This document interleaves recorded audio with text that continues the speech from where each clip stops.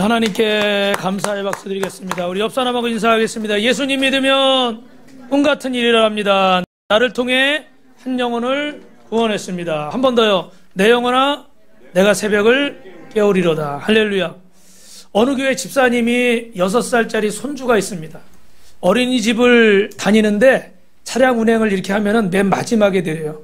근데 그 집사님 딸이 그 아이 엄마가 이렇게 마중을 나갔는데 차에서 아이가 울면서 내리는 겁니다. 그래서 깜짝 놀라서 아니 우리 애가 왜 우냐고 기사분한테 물어봤더니 아니 마지막에 이렇게 두 아이가 남았는데 그 옆에 애가 나 1,000만 원 있는데 너 있니? 없어. 근데 좀 이따 우리 아파트에 있는데 너 있니? 없어. 그래서 애가 울었다는 거야. 그러면서 나는 1,000만 원도 없고 아파트도 없다고 울었다고. 할머니가 그 얘기를 딸한테 듣고 이 얘기를 하는 거예요. 여러분, 이 시대의 사람들이 유난히 정신적으로 불행한 이유가 있습니다. 그 이유가 뭘까요? 바로 잘못된 전제를 가지고 인생을 살기 때문에 그래요. 그 인생의 밑자락에 앞에 쫙 깔고 있는 게 있는데 인생은 무조건 편하게 살아야 되고 고난이 없이 살아야 되고 특히 요즘 젊은이들은 내가 원하는 거 하고 살아야 되고 내가 하고 싶은 거 하고 살아야 되고 주변 눈치 보지 말고 살아야 되고 이런 전제가 쫙 깔려 있어요. 이것이 가장 좋은 것처럼 네가 행복한 일 해. 네가 하고 싶은 일 해. 듣기는 너무 좋아요, 여러분. 그렇게 살지 말라는 게 아니에요. 그런데 여러분, 인생이 정말 그런 것입니까?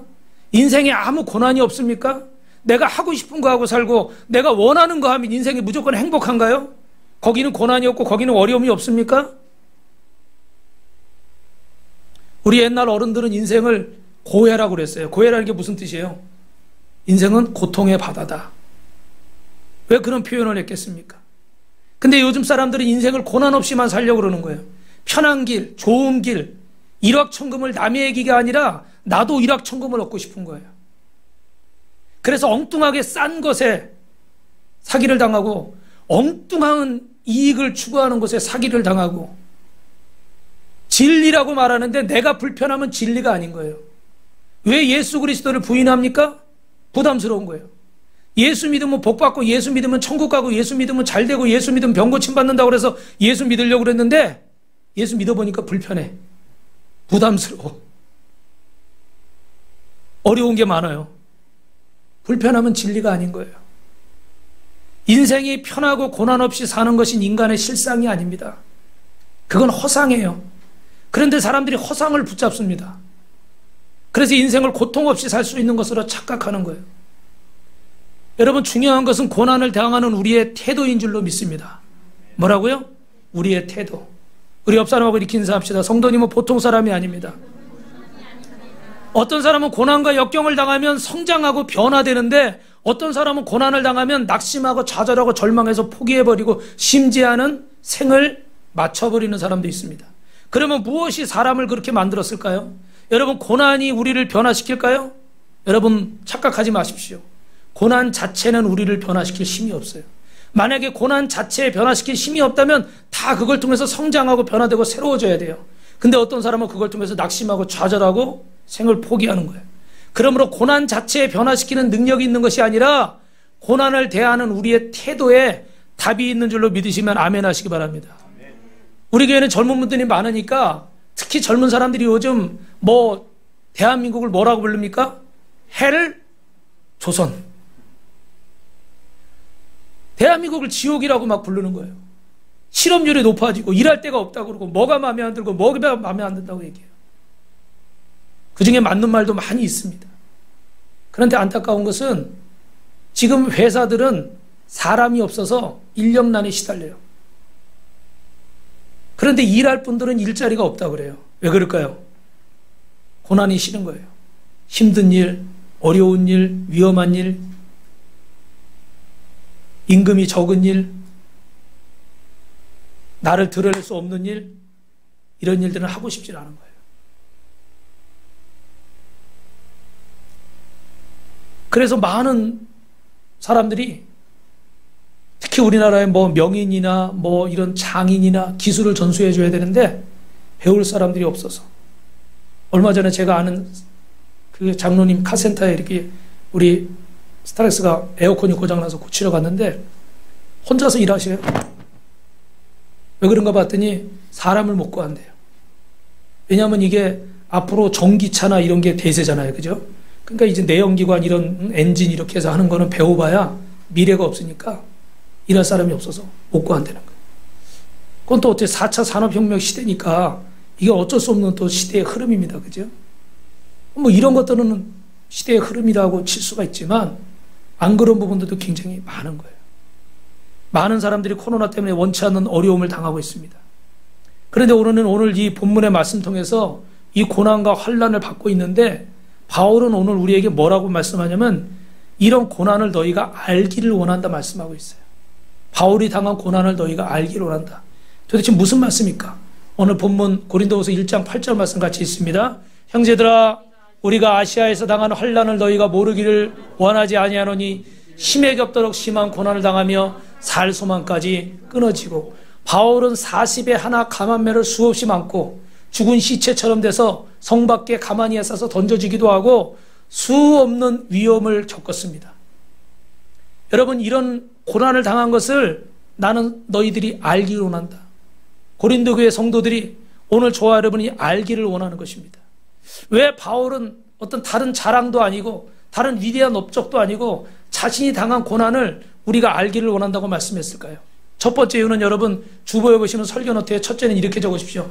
고난은 인생의 실상이기 때문입니다. 할렐루야. 뭐라고요?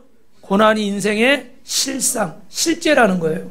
하나님을 떠난 모든 인생은 죄의 결과로 고난이 주어졌습니다. 이게 무슨 말씀입니까? 모든 인생은 고난 가운데 살 수밖에 없는 거예요. 그래서 지금 우리는 아무 일이 없다고 해서 인생이 다 편한 게 아닌 거예요. 내가 지금 편해도 다른 사람은 어려움이 겪을 수 있고 다른 사람이 편할 때 나는 또 절체절명의 위기를 겪을 수도 있는 거예요. 우리 인생에 고난이 있는 것은 당연한 것이라는 거예요. 그런데 특별히 오늘 본문을 보면 바울이 고린도 교회 교인들에게 이 얘기를 하는 것은 지금 고린도 교인들 중에 일부 싸우는 사람들이 있습니다. 거짓 선지자가 들어오기도 하고 또 바울이 예수님의 제자 중에 한 명이 아니라고도 하고 여러 가지 이유로 저들이 싸우고 있는 거예요. 그런데 너희들이 싸우고 있는 지금 이 순간에도 복음을 전하기 위해서 목숨을 바치고 죽어가는 사람이 있고 그 너희들이 싸우고 있는 그 순간에도 너희들이 무엇이 옳으냐 무엇이 틀리냐 서로 따지고 있는 그 순간에도 복음을 듣지 못해서 죽어가는 영혼들이 너무나 많다는 거예요. 할렐루야. 지금 고린도 교인들이 왜 싸우고 있습니까? 복음을 전하는 사명을 잃어버렸어요. 오늘 빛과 소금 교회는 복음을 전하는 사명을 감당하길 주님의 이름으로 축원합니다. 할렐루야. 복음을 전하는 데 집중하면 교회 안에서 싸울 일이 없는 거예요. 왜? 복음 전하기도 바쁘니까요. 복음 전하는 게 중요하니까요. 그런데 이 중요한 사명을 잃어버리면 율법의 자리에서 네가 맞다, 내가 맞다, 내가 잘했다, 네가 잘했다. 여러분 가정도 그래요. 어쩌면 정말 어려울 때는 뭐 다툴 수도 있겠지만 정말 어려울 때는 막 그 일에 집중해야 되기 때문에 다툴 겨를이 없는 거예요. 오히려 여유가 있고 막 이럴 때 어떻게 돼요? 이것도 따지고 저것도 따지고 그러다 보면 그것이 큰 다툼이 되기도 합니다. 바울은 그래서 내가 엄청난 고난을 당했다. 그런데 내가 당한 이 엄청난 고난을 통해서 내가 배운 게 있는데 너희가 이걸 알기를 원한다. 할렐루야. 우리 속담에 뭐라고 그래요? 젊은 때 고생은 사서도 한다고 그러잖아요. 그죠? 그래서 여러분 예전에 우리나라도 벤처기업이 막 떴던 이유가 뭡니까? 막 도전하는 거예요. 좋은 자리가 있지만 그 좋은 자리에 연연하지 않고 정말 이 일은 해볼 만해. 내 인생을 투자할 가치가 있어. 도전하는 거예요. 그래서 좀 굶어도 좀 어려워도 좀 힘들어도 도전을 했기 때문에 대한민국에 이런 위대한 기업들이 세워진 줄로 믿습니다. 할렐루야? 할렐루야? 고난을 피하는 자는 배울 수 있는 게 없는 거예요. 오늘 바울은 고난을 통해서 두 가지를 배우라고 그러는데 첫째는 뭡니까? 따라합니다. 자기를 의지하지 말라. 우리 9절 말씀 같이 있습니다. 시작. 우리는 우리 자신이 사형 선고를 받은 줄 알았으니 이는 우리로 자기를 의지하지 말고 오직 죽은 자를 다시 살리시는 하나님만 의지하게 하심이라. 할렐루야. 자기를 의지하지 말라. 고난 속에서 가장 첫 번째 배워야 될 것은 내 자신을 신뢰하는 것이 깨지시길 주님의 이름으로 축원합니다. 아멘 소리가 적어서 다시 한번요. 자기를 신뢰하는 것이 깨지시길 축원합니다. 좀 더 어려운 얘기를 하면 이걸 자의적 숭배라고 그래요. 내가 경험한 거, 내가 알고 있는 거, 내가 배운 거, 내가 인터넷 검색한 거, 내가 뭔가를 알 수 있다고 생각하는 거예요.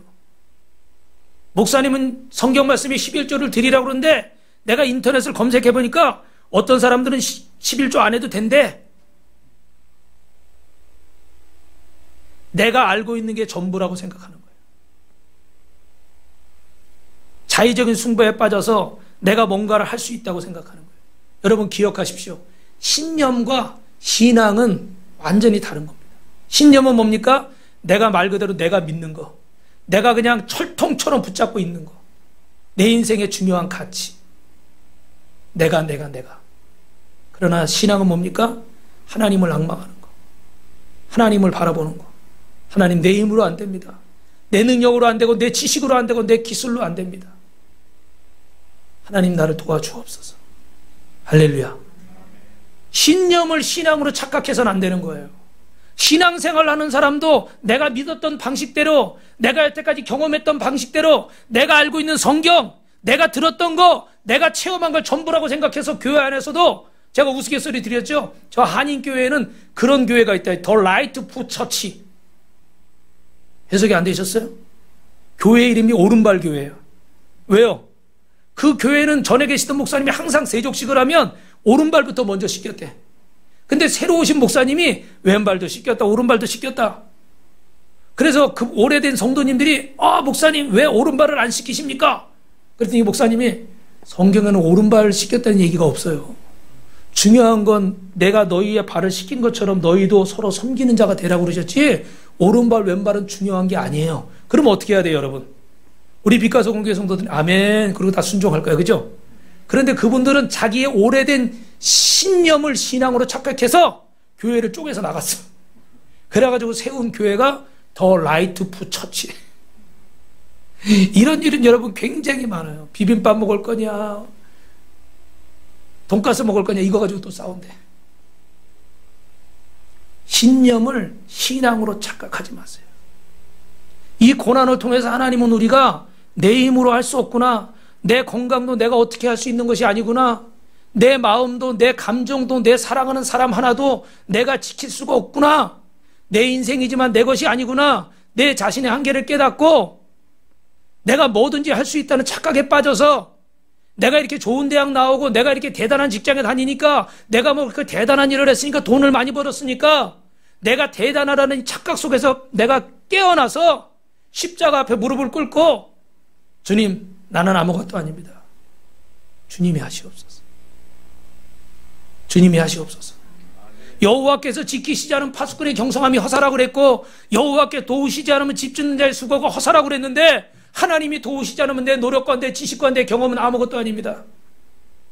하나님이 나를 붙잡아 주옵소서. 여러분 잘 아시는 타이타닉 호는 당시 최대의 여객선이었죠. 스미스 선장이 처녀 항해를 나갔습니다. 그 배는 어마어마한 크기였어요.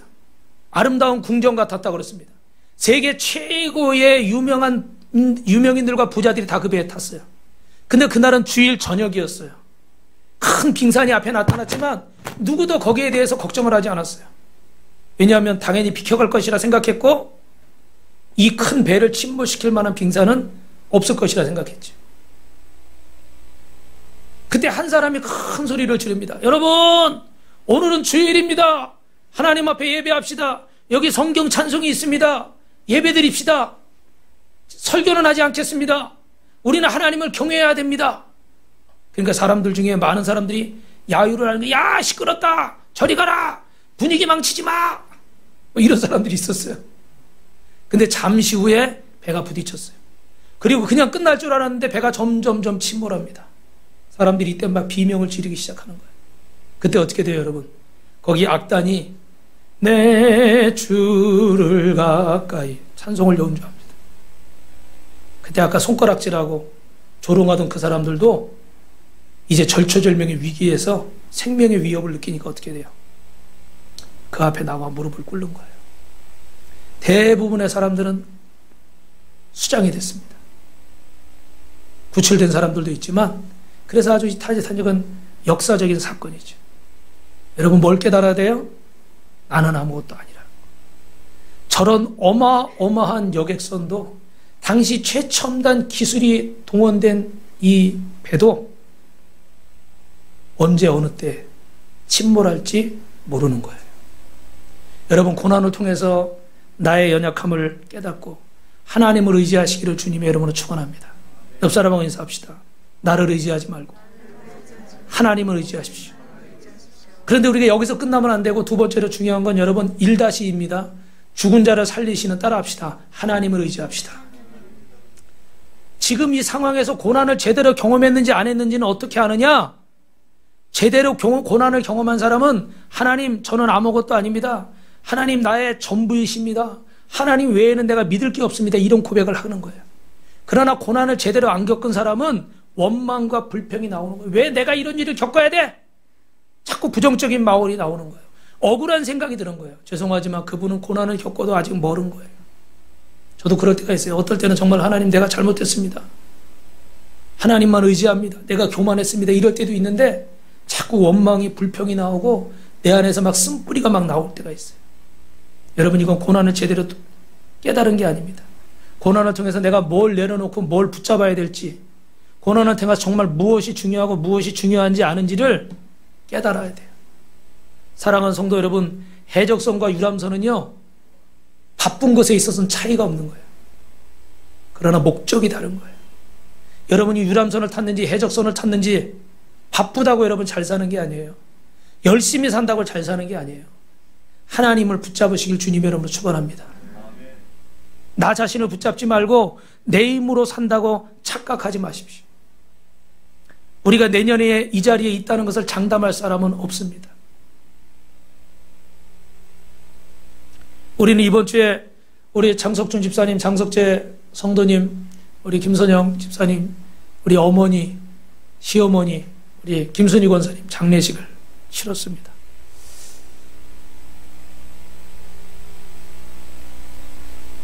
사실은 재작년에 분당 서울병원에서 이제 암이 재발해서 그해 8월까지밖에 사시지 못한다고 그랬는데 하나님 은혜로 그래도 2년을 더 사셔서 감사하고, 저하고 권사님 기도하기는 5년 정도, 그래서 이렇게 막 신손주도 보고 아프리카에 교회도 세우고 이루어진 기독 제목들도 있어요. 우리 자녀분들이 다 교회 나오는 거, 또 권사님 기도대로 됐고. 그런데 우리가 몇 달 전만 해도, 작년만 해도 사실은 오늘 이 시간에 함께 계시리라 생각한 거죠. 여러분, 착각하지 말 것은, 죄송한 말씀입니다. 우리 중에 내년에 이 자리에 있다고 장담할 사람은 한 명도 없습니다. 10년 뒤, 20년 뒤에 이 자리에 똑같이 있을 수 있다고 장담할 수는 없어요. 주님이 부르시면 우리는 가야 되는 거죠. 그런데 우리는 어리석은 부자 같아서, 누가복음 12장의 어리석은 부자가 어떻게 돼요? 내 영혼아 여러 해 썰물건 쌓아뒀으니까 이제 좀 편안히 좀 쉬어보자. 편안히 좀 살아보자. 그랬더니 주님 뭐라고 그러셔요? 미련한 영혼아, 네 생명 오늘 밤에 내가 취하면 너의 것은 다 누구 것이 되겠느냐. 장담할 수가 없는 거예요. 사랑하는 성도 여러분, 인생이 항상 푸르고 청청할 것 같아도, 고난이 없을 것 같아도 우리는 깨달아야 됩니다. 고난은 반드시 있는데 하나님을 떠난 죄의 결과이기 때문에, 그러나 이 고난 속에서 우리는 내 힘으로 사는 것이 아니고, 나는 아무것도 아니고, 아무리 똑똑하고 아무리 대단한, 우리 중에는 서울대학 나온 분도 계십니다. 더 대단한 분도 계십니다. 그런데도 어떻게 해야 돼요? 하나님이 함께 하시지 않으면 그 지혜가 아무것도 아닌 거예요. 나를 포기하고 예수님만 의지하시길 주님의 이름으로 축원합니다. 그러나 여러분, 저를 보십시오. 낙심하지 마십시오. 나를 포기했다고 우리가 예수 믿는 사람이 다 바보고 다 멍청이고 다 나약하고 다 엉뚱하고 그런 존재가 아닙니다. 시편 3편 3절에 보니까 여호와는 주는 나의 방패시고 나의 영광이고 나의 머리를 드시는 분입니다. 다윗이 억울한 누명을 쓰고 도망자가 돼서 10년을 광야에서 도망다닐 때 그는 너무나 부끄럽고 창피하고 억울했고 낙심이 됐습니다. 그러나 결국 하나님은 그의 머리를 들게 하신 줄로 믿습니다. 한 나라의 왕으로 세우시고 누구보다도 다윗을 높이셨어요. 주님 앞에 우리를 낮추고 주님을 의지할 때 주님은 우리를 높이시고 저와 여러분의 부끄러워서 창피해서 괴로워서 낙심해서 떨구어졌던 고개를 주님이 늘게 하실 줄로 믿습니다. 할렐루야. 우리 옆 사람하고 인사합시다. 성도님은 보통 사람이 아닙니다. 믿으시면 아멘. 시편 121편 1절 2절에 내가 산을 향하여 눈을 들리라 나의 도움이 어디서 올고 천지를 지으신 여호와에게서로다. 할렐루야. 여러분 고난을 통해서 우리를 깨닫는데 이 고난을 통해서 하나님 우리에게 무엇을 주시려고 하시는가? 두 번째 따라합니다. 하나님 자신을 주시려는 것입니다. 누구를 주신다고요? 하나님 자신을 주세요. 여러분 2020년 4월 일본 군마현의 쓰레기 처리 회사에서 혼자 살다가 노인의 집에서 현금을 4억을 발견했어요. 현금 4억. 혼자 살다가 노인의 집에서. 그런데 작년 한 해에 그 버려진 유품 속에서 나온 돈이 얼마인지 아십니까? 1,900억이래요. 어마어마하죠. 왜 여러분 이렇게 외롭고 궁핍한 생활을 하면서도 죽음 직전까지 이 사람들이 돈을 놓지 못하고 생명줄처럼 붙잡고 있을까요, 여러분? 심리학자들이 얘기하는 노년의 강박감 때문이라고. 돈에 대해서 더 집착하는 이유가 뭐냐면 자식이나 세상이 나를 버릴까봐 믿을 건 뭐밖에 없다? 돈밖에 없다. 돈밖에 없다. 근데 심리학자들이 또 그래요. 그 정도 상황이 되면 돈이 있어봐야 별 볼 일이 없답니다. 그런데도 사람들은 어떻게 돼요? 그 불안을 조금이라도 해소하고 싶어서 그냥 한 푼 두 푼 안 쓰고 모아가지고 그 돈을 붙잡고 있는 거예요. 여러분 하나님을 신뢰하시기를 주님의 이름으로 축원합니다.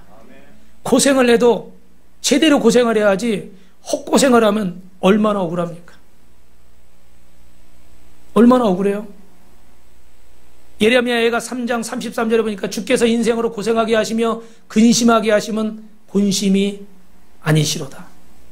여러분 하나님이 우리에게 고난을 주시는 것은 본심이 아닙니다. 그 고난을 통해서 내 자신의 연약함을 깨닫고 하나님을 더욱 의지하게 하시려고, 그리고 결국은 누구를 주시려고요? 하나님을 우리에게 주시려고. 믿으시면 아멘. 우리를 믿음의 사람으로 세우시려고 이 고난을 주신 줄로 믿습니다. 그런데 그 고난 속에서 내가 믿을 건 돈밖에 없구나, 내가 믿을 건 내 자신밖에 없구나, 내가 믿을 건 내 주먹밖에 없구나, 헛고생하는 거예요. 그 고생에 아무 의미가 없는 거예요. 이런 고난 속에서 우리가 끝까지 붙잡고 놓지 말아야 될 것이 있습니다. 그것은 무엇입니까? 오늘 고린도후서 1장 12절 말씀 같이 읽습니다. 시작. 우리가 세상에서 특별히 너희에 대하여 하나님의 거룩함과 진실함으로 행하되 육체의 지혜로 하지 아니하고 하나님의 은혜로 행함은 우리 양심이 증언하는 바니 이것이 우리의 자랑이라. 할렐루야. 고난 속에서 우리는 세 가지를 절대 놓치지 말아야 되는데 여러분 이 말씀을 꼭 기억하시길 주님의 이름으로 축원합니다. 첫 번째로는 따라합니다. 거룩합니다. 거룩함을 잃어버리지 마시길 주님의 이름으로 축원합니다. 육적인 이 고난 속에서 인생의 바닥을 쳤는데 거룩하면 뭐하고 순결하면 뭐하겠는가, 되는 대로 막 살지, 이렇게 자기 학대를 하거나 자신을 막 굴리는 사람들이 있어요. 자기 몸을 막 굴리는 사람들이 있어요. 마음이 무너지는 사람들이 있어요. 여러분 믿음의 사람들은 절대로 마음이 무너지지 말길 주님의 이름으로 축원합니다. 오늘 보여드린 영상은 이집트 왕자 2입니다. 그래서 조셉, 킹 오브 드림, 왕의 꿈, 요셉에 관한 얘기예요. 이집트 왕자 1은 모세에 관한 이야기입니다.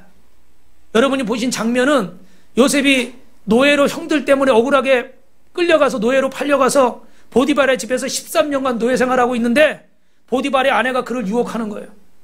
근데 20대 후반에 혈기충천한 나이지만 하나님 앞에 내가 죄를 범할 수 없다고 그 유혹을 물리쳤습니다. 그랬더니 요셉이 떨구고 간 옷을 가지고 누명을 뒤집어 씌워서 요셉을 감옥에 가둬버린 거예요. 요셉이 감옥에 갇혀서 얼마나 억울한 거예요. 눈 딱 감고 그 유혹 앞에 끌려갈 수도 있는 거예요. 눈 한 번 딱 감으면 즐거움이 있는 거예요. 눈 한 번 딱 감으면 쾌락이 있는 거예요. 아무도 몰라요. 그러나 하나님이 나를 지켜보고 계시다. 하나님 앞에 나는 거룩하고 진실해야 된다. 믿음을 지킨 거예요. 근데 믿음을 지킨 결과가 감옥에 가는 거예요. 여러분 그럴 때 있어요? 정말 나는 믿음으로 살려고 하는데 그것 때문에 손해보고 억울하고 오해받을 때 있잖아요. 그런 분이 있으면 주님의 이름으로 축복합니다. 정말 하나님이 귀하게 여기시는 일이에요. 오히려 우리는 억울해서 못 참죠. 할 말 다 해야 되고 한순간도 불합리한 거 못 보죠. 반드시 지적하고 넘어가야 되고 따지고 묻고 넘어가야 되고. 제 얘기하는 거예요. 표정들이 너무 안 좋네. 내가 거룩하게 산 결과가 억울하게 감옥에 갇히는 거예요. 죄도 없는데. 그러니까 낙심하는 거예요. 그래서 막 수염도 덥수룩하게 기르고 좌절에 빠져 있는 거예요. 여러분들 여러분 찬양 가사 보셨죠? 하나님은 선하시고 하나님은 내 길을 아시고 하나님은 나보다 나를 더 잘 아십니다. 하나님의 뜻이 있음을 묻고 하나님이 그 어릴 적에 보여주셨던 그 꿈 11볕단이 나에게 절을 하고 11별이 나에게 절을 하는 그 꿈 정확히 내가 무슨 일인지는 모르지만 분명히 하나님이 그 꿈을 이루실 줄 믿습니다. 그래서 억울하게 누명 쓰고 죄수의 신분으로 감옥에 있으면서도 놔버리지 않았어요. 다시 마음을 추스리고 물론 작가가 각색한 것이지만 그 조그마한 나무를 그 감옥 안에서도 열심히 물 주고 키우는 거예요. 그렇게 결국은 나중에 어떻게 돼요? 바로왕의 꿈을 해석하면서 애굽의 국무총리가 되는 거죠. 지금으로 말하면 한국 사람이 이민 가서 살다가 미국이란 나라의 대통령 되는 것과 마찬가지로 상상할 수 없는, 우리 여기서 우리 교포가 미국에서 무슨 시의원이 됐다, 국회의원, 상원의원, 하원의원 됐다 그러면 어떻게 신문에 나잖아요. 그 정도만 돼도 어마어마한 일인 거예요. 노예로 끌려간 이방인이 부모도 형제도 어디 뭐 왕족도 아닌 거예요. 근데 어떻게 그 나라의 최고 권력자 바로가 뭐라고 그래요? 내가 왕인 거 외에 너보다 나은 건 없다. 모든 권한을 요셉에게 위임하는 거예요. 옆 사람하고 인사합시다. 예수님 믿으면 꿈 같은 일이 일어납니다. 할렐루야.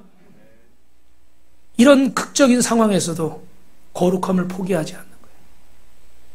여러분 두 번째 따라합시다. 진실함을 잃지 맙시다. 아무도 내 진실과 정직을 몰라주지만 뭐하러 정직해?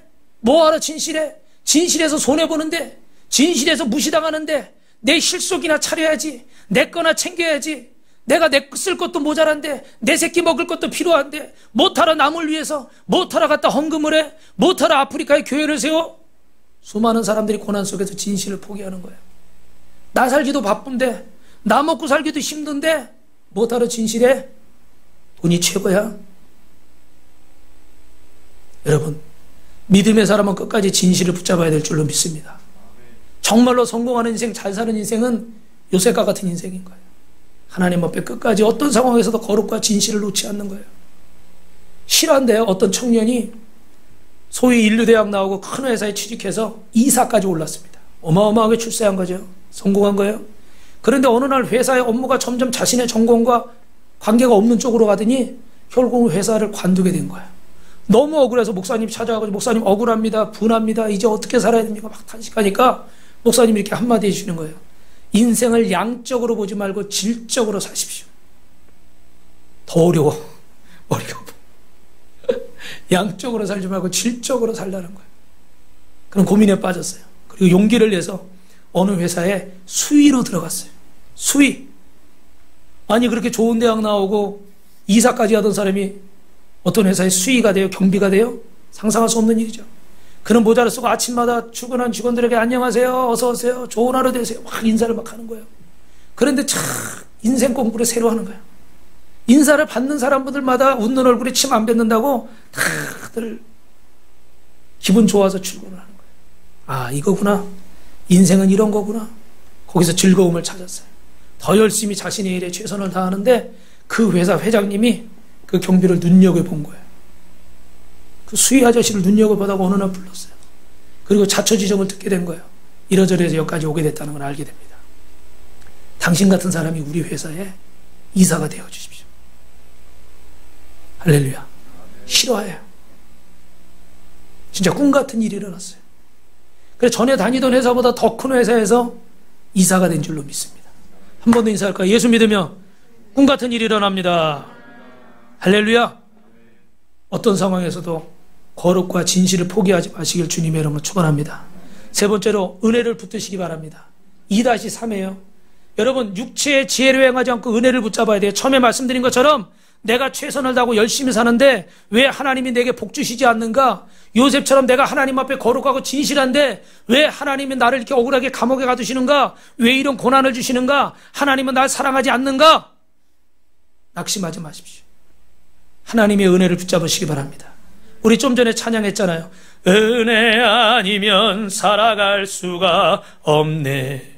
호흡마저도 다 주의 것이니 세상 평안과 위로 내게 없어도 오직 예수뿐이네. 크신 계획 다 볼 수도 없고 크신 계획 다 볼 수도 없고 작은 고난에 지쳐도 주께 묶인 나의 모든 것 주께 묶인 나의 모든 삶 버티고 견디게 하시네. 아멘. 은혜 아니면 살아갈 수가 없네. 은혜 아니면 살아갈 수가 없네. 나의 모든 것 다 주께 맡기니 참된 평안과 위로 내게 주신 주 예수, 오직 예수뿐입니다. 할렐루야, 할렐루야. 여러분, 이번 주에 새벽 예배 창세기 말씀인데 40장부터 요셉 얘기가 계속 나오는데, 여러분 창세기 40장에 보니까 이 요셉이 감옥에 갇혀 있을 때 왕궁에 술 맡은 거나 똥 맡은 거나 감옥에 들어옵니다. 근데 여러분, 이 사람들은 왕의 최측근인 거예요. 옛날에 왕을 죽이려면 어떻게 돼요? 독사를 많이 하잖아요. 그러니까 이 떡 맡은 거나 술 맡은 거는 왕이 가장 믿는 사람이에요. 근데 무슨 일이 있었는지 왕의 미움을 받아서 감옥에 들어온 거예요. 그들이 꿈을 꿨습니다. 근데 요셉이 그 꿈을 해석해 주는 거예요. 여러분, 어떻습니까? 우리가 내가 힘들고 내가 정말 괴롭고 내가 어려우면 다른 사람 돌볼 겨를이 있어요, 없어요? 죄송한데 저는 그렇더라고요. 다른 사람 돌아보기가 힘들더라고요. 근데 오늘 제가 아침에 좀 일찍 나왔는데 혼자 와서 이렇게 기도를 하는데 그런 생각이 나더라고요. 내가 왜 여기 있지? 어떻게 여기로 오게 됐지? 그 전에 보니까 저희 아버지도 아프고 동생도 아프고 또 우리 사모도 결혼하려고 하다가 또 아프고 또 우리 필립 선생님도 아프고 여러 가지 일들이 있었어요. 근데 그냥 아픈 게 아니라 다 119에 실려서 중환자실에 가서 죽네 사네 더 이상 못 산다 다 이런 상황들이었어요. 임파선암 말기다 뇌종양이다 다 그런 일들이었어요. 그냥 막 목숨 걸고 기도하고 목숨 걸고 금식하고 처리하고 할 수 있는 게 그거밖에 없으니까. 그리고 하나님 나는 못합니다. 하나님이 살려주십시오. 한참 힘있고 한참 젊을 때인데도 할 수 있는 게 없어요. 그렇게 잘난 척해도 할 수 있는 게 없어. 생명 앞에서 좌절도 하고 낙심도 하고 울기도 하고. 그래도 그런 시간을 지나서 제가 오늘 이 자리에 있으니까 지금 우리 성도들이 어려움 당할 때 부족하지만 위로하게 되고 우리 성도들이 낙심할 때 용기를 주게 되고 방황하는 자에게 하나님 말씀을 전해주게 되고. 할렐루야.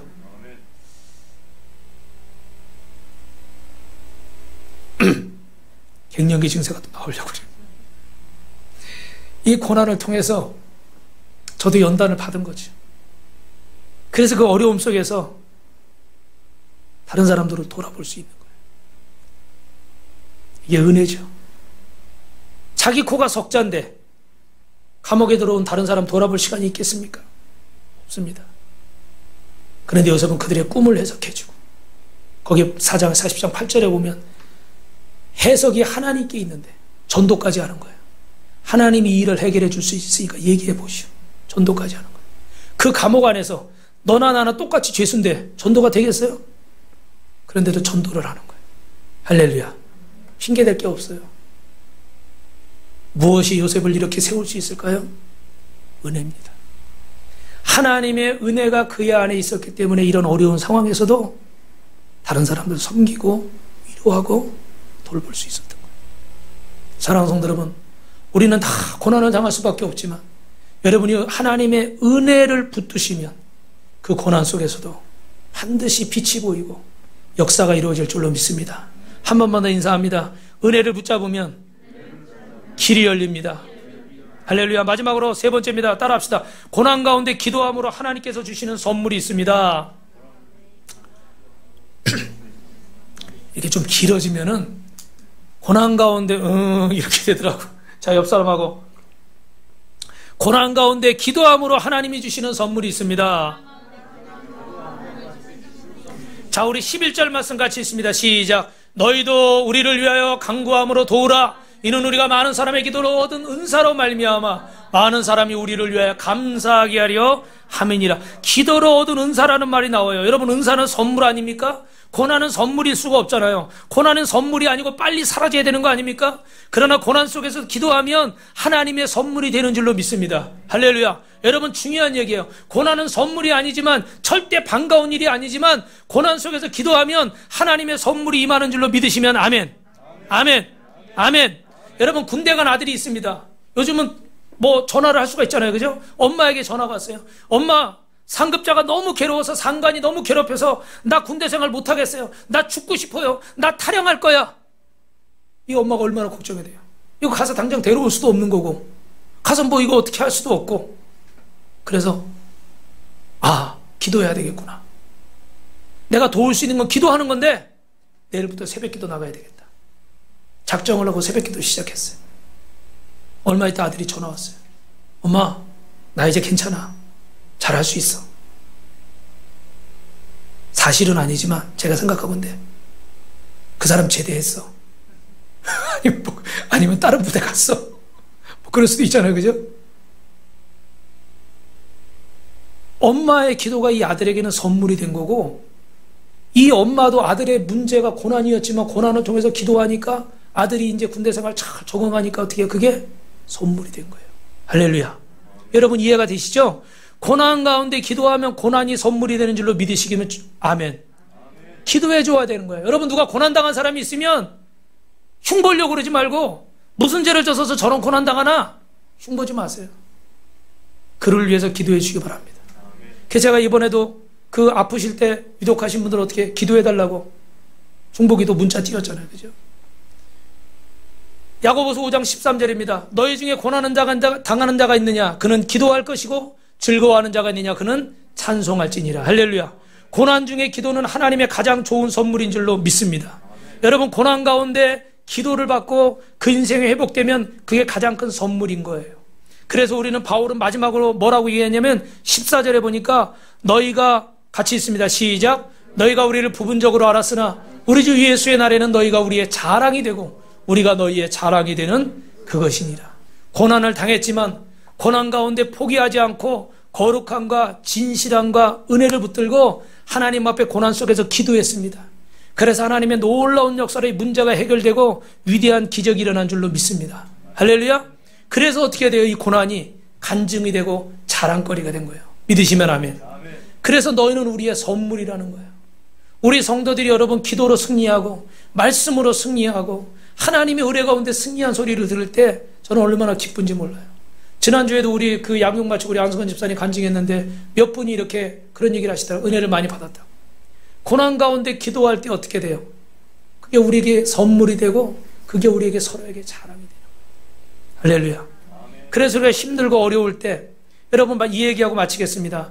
이스라엘 백성이 밤새 홍해 앞에서 동풍이 불어서 그 홍해를 갈라놓을 때까지 새벽녘까지 하나님이 기다리게 하신 거예요.